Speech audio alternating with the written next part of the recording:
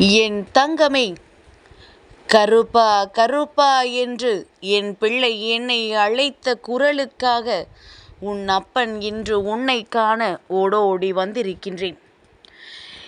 என் பிள்ளை, இந்த அப்பனின் அன்பினை அவமதிக்காமல் ஒரு முறை நீ என் வாக்கினை கேட்டு விடுவாய் என்கின்ற நம்பிக்கையில் என் பிள்ளை, நீ இந்த அப்பன் மீது அன்பு கொண்டு என்னை தேடுகின்ற நேரங்களில் எல்லாம் நான் உன்னை காண வந்து கொண்டுதான் இருக்கின்றேன்.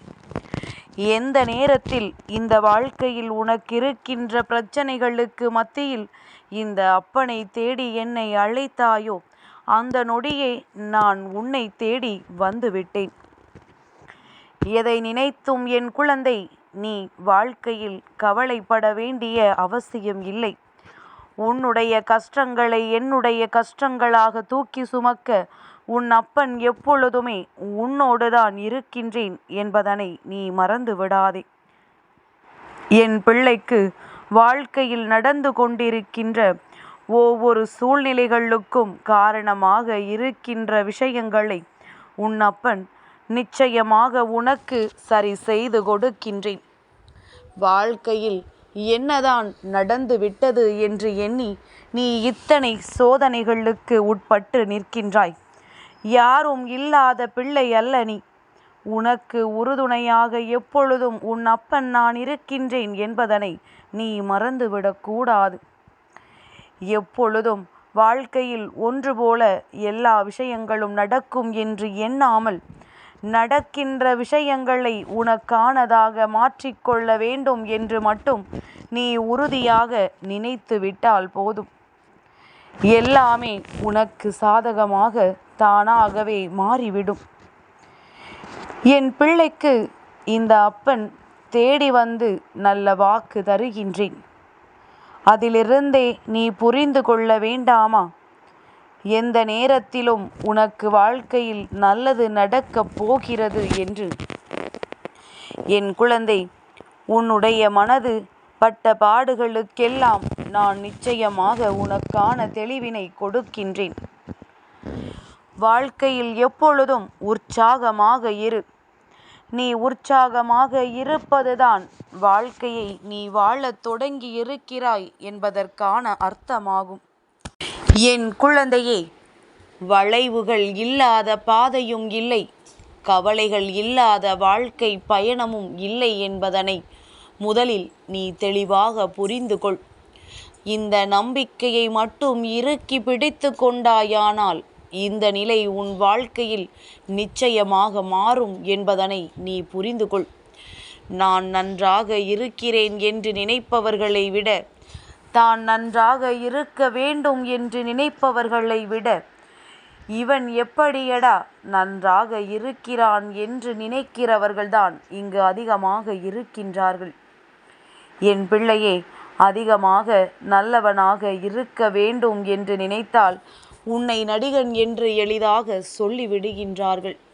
அதே நேரத்தில் அதிகமான அன்போடு நீ எல்லோரிடத்திலும் நடந்து கொள்வாயானால் உன்னை அவர்கள் அடிமையாக்கி விடுகின்றார்கள். அதிகம் பொறுமையோடு நடந்தோமானால் பைத்தியமாகும் வரை உன்னை விடமாட்டேன் என்கிறார்கள். இதே நேரத்தில் வெளிப்படையாக இருக்கிறாய் என்றால் பலர் உன்னை வெறுக்கிறார்கள். எல்லோரையும் நம்பிவிட்டால் ஏமாற்ற பலர் அதில் ஒளிந்து இருக்கின்றார்கள். கோபப்படாமல் இருந்து விட்டோம் என்றால் கோமாளியாக ஆக்கிவிடுகின்றார்கள். இதுதானே என் பிள்ளை உன் சிந்தனையில் ஓடுகின்ற எண்ணங்கள்.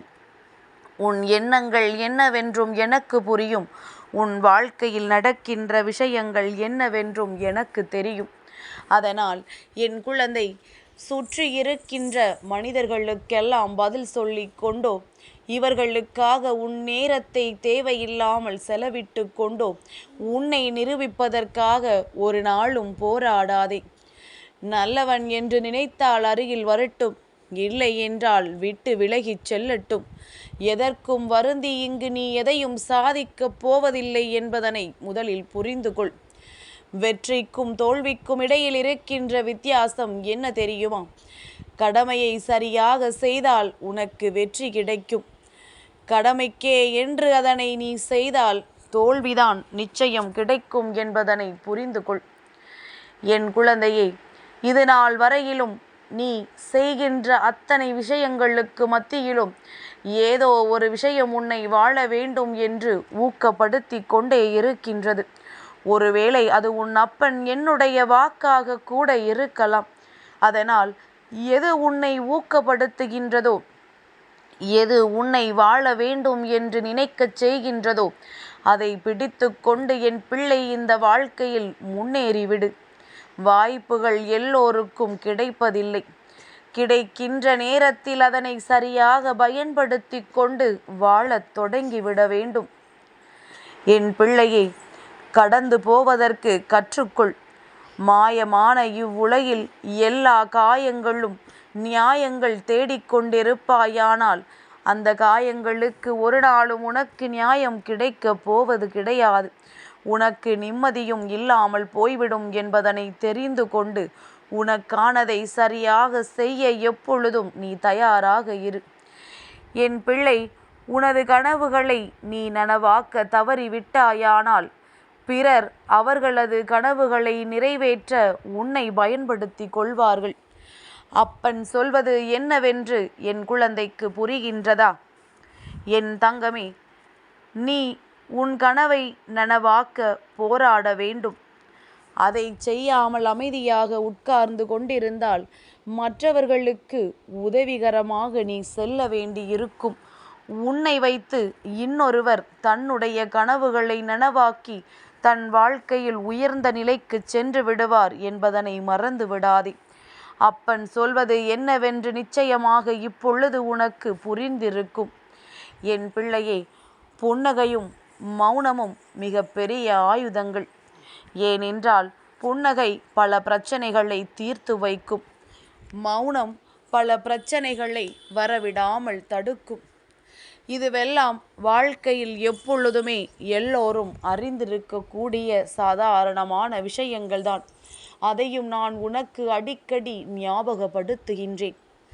என் பிள்ளையே, ஒருவரிடம் ஏமாந்து விட்டாய் என்று நீ நினைக்கும் பொழுதெல்லாம் வருத்தப்படுகின்றாயல்லவா? முதலில் நீ தெரிந்து கொள்ள வேண்டிய விஷயம் என்ன தெரியுமா? ஏமாந்து போய் விட்டோம் என்று ஒரு நாளும் தலைகுனியாமல், எவனையும் ஏமாற்றி பிழைக்காமல் வாழ்ந்து கொண்டிருக்கிறோம் என்று நினைத்து சந்தோஷப்படு. ஏமாற்றி பிழைக்கும் பழக்கம் எனக்கில்லை என்று நீ கர்வம் கொள். நிச்சயமாக அப்பொழுதே உனக்குள் பல நல்ல எண்ணங்கள் தோன்ற ஆரம்பிக்கும். உன்னை நீயே இது போன்ற வார்த்தைகளை சொல்லி ஊக்கப்படுத்திக் கொள். என் பிள்ளையே, பிறரை வெறுக்காமல் எல்லோரிடத்திலும் அன்பு செலுத்து. அப்படி நீ செலுத்தும் பொழுது தெய்வத்திற்கு மிகவும் அருகில் நீ வந்து அமர்ந்து விடுவாய். கஷ்டத்திலிருந்து தப்பித்து கொள்வதற்கு ஒரே ஒரு வழி இருக்கின்றது. அது என்ன வழி என்று உன் அப்பன் சொல்லவா? அந்த கஷ்டத்தை அனுபவித்து விடுவதுதான். அதிலிருந்து நல்ல பாடங்களை கற்றுக்கொள்வதுதான் அதற்கான தீர்வு என்பதனை புரிந்து கொள்.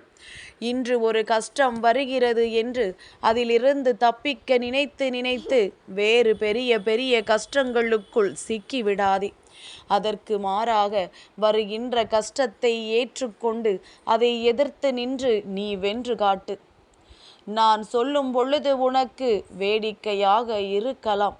ஆனால் இதை நீ சரியாக பின்பற்றினால் இந்த வாழ்க்கை உனக்கு நிச்சயமாக பல நல்ல விஷயங்களை உன் கண் முன்னால் காண்பித்து கொடுக்கும் என்பதில் எந்த ஒரு மாற்று கருத்தும் கிடையாது. எத்தனை துன்பங்களை சுமந்தாலும் புன்னகை செய்வதற்கு மட்டும் ஒரு நாளும் என் பிள்ளை நீ மறந்து விடாதே. ஒரு நாளிலேயே வாடி விழக்கூடிய பூக்கள் கூட இங்கு அழுவது கிடையாது. அனைத்தையும் எதிர்த்து நின்று வாழக்கூடிய உனக்கு மட்டும் ஏன் இங்கே வேதனை வருகின்றது என்றுதான் உன் அப்பன் எனக்கு புரியவில்லை. எல்லாவற்றையும் எதிர்த்து நின்று என் பிள்ளை அப்பா கருப்பா என்று அழைப்பதற்கு முன்பாக மனதிற்குள் நம்பிக்கையோடு என்னை அழைக்க வேண்டும். நான் நிச்சயமாக உன்னை தேடி ஓடோடி வருவேன். காலம் மாறும் பொழுது யார் வேண்டுமானாலும் எப்படி வேண்டுமானாலும் மாறிவிடுவார்கள். அதனால் யாரையும் எப்பொழுதும் முழுமையாக சார்ந்து இருக்காதே. யாரையும் நம்பி வாழ பழகாதே. எது நடந்தாலும் உன்னை மட்டும் நீ நம்பி வாழ பழகு. என் தங்கமே, இந்த கருப்பனின் ஆசீர்வாதங்கள் என்றென்றைக்கும் உனக்கு முழுமையாக கிடைக்கும்.